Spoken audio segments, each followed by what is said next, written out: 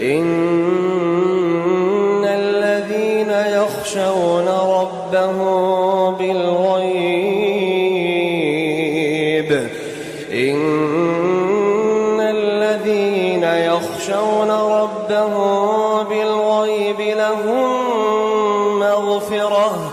لهم مغفرة وأجر كبير. وأسروا قولكم أو اجهروا به إنه عليم بذات الصدور.